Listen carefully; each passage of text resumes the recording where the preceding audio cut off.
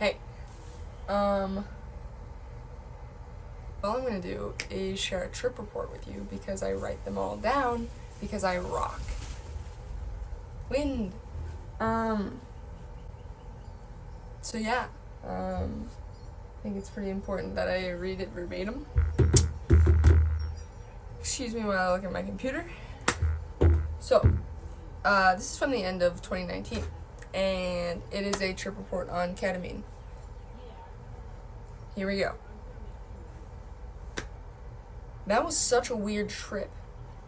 I did about 100 milligrams of ketamine.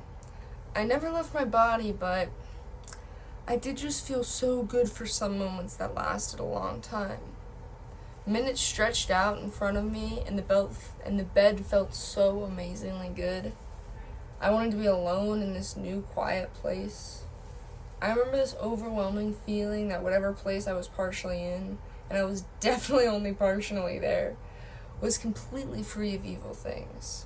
Whatever they were, these entities that felt bad, and I couldn't see them, tried continuously to come at the edges of wherever I was. But I was just in the most serene, idealistic place I could imagine. There was no way for them to get in. It wasn't an overly joyful place, but it was so clear that good was all that there could be there. That was an extremely comforting feeling. So while I was in this calm place, I actually talked to God, or definitely what felt like God in the moment, and he had an iPad. The most exhilarating, though, and intriguing part of the space that I was in was how clear it was that I didn't need to second guess God at all. I'm always double checking God. I go back through his work because I'm an ass. He tells me something, and I don't want to be caught a fool in some sort of lie. So I go back and I just check sources over and over again. I'm like, how'd you know that, God? But in that space, wherever I was,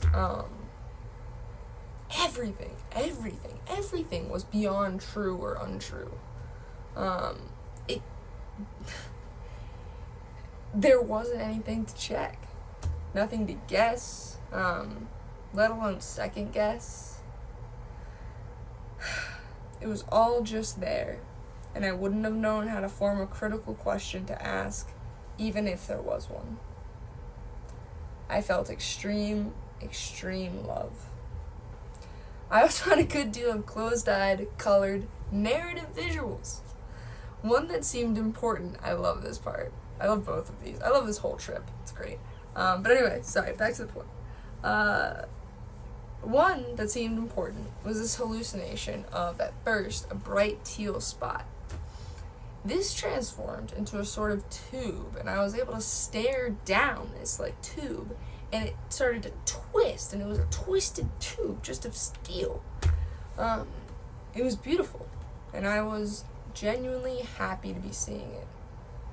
A really basic, beautiful happiness. Simple. That's all I remember of that visual.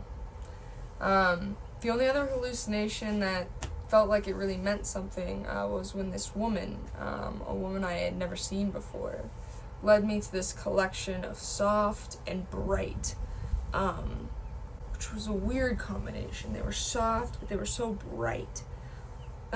Pink orbs. There were these soft, bright pink orbs. And they seemed to have hexagons interlocking all around them in these beautiful, detailed patterns. Just hexagons kind of everywhere. So the woman came up to me and she gave me one of these pink orbs. I asked her who she was. She said it didn't matter. So I asked her louder, because that's gonna work. And then I felt silly, and I took the orb from her. And when I took the orb from her, somehow it just effortlessly came to me with my head. I didn't use my hands. It just was mine then. And then she said that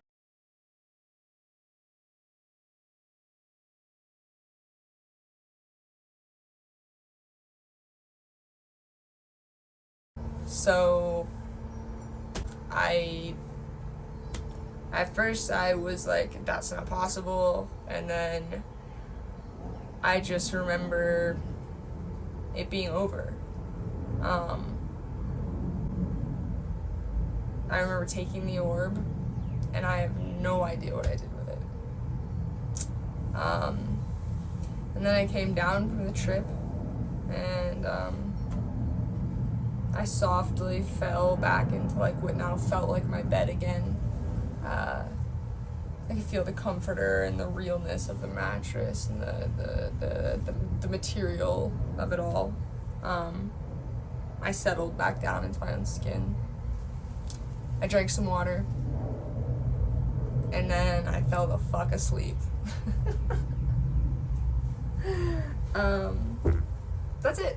I'm not commenting on the trip report. That's what happened. Jack, you want to say something? I changed the oil. Did you do a really, really good job? I did. It was very hard. How did you figure out the drain? I took off the weird piece of You took off the carpet. Plastic shit. Yeah. Tell them that they want to know. Oh, there were 3 kinds of screws. 3 to hold on to this piece of plastic on the bottom of a car. And I'm like... Different types? 3 separate screw kinds. It's like, how? What are they doing differently than each other? They're just better. So that was cool. Okay. Good job, Jack. Thank you, Jack. Jack did it. But okay, so, I finished my thing. Jack drained my oil. I'm not sure what more we could ask for here. That was a trip from 2019. I share it because ketamine is a wonderful drug, and as it becomes more available for people to use for lots of things, but certainly long-term pain management and very severe or severe depression, it's cool to hear people talk about what it's like to use it. So that was what 100 milligrams was for me, and at that time I probably weighed about, I'd say about like 170 pounds. It was a strong dose, not over the top, but I think we all know what the main point here is, and that's that Ford, when making their goddamn fucking cars, they're jackasses. And I love you so much. Okay, goodbye. Okay, extra credit. Look at this for a sec. So, I did about 0.6 milligrams per pound for who I was. And for me, considering that I find I'm a little bit less sensitive to ketamine, I wouldn't consider that as heavy a dose as maybe many people will. So you can totally stop listening to me and just read what's on the screen.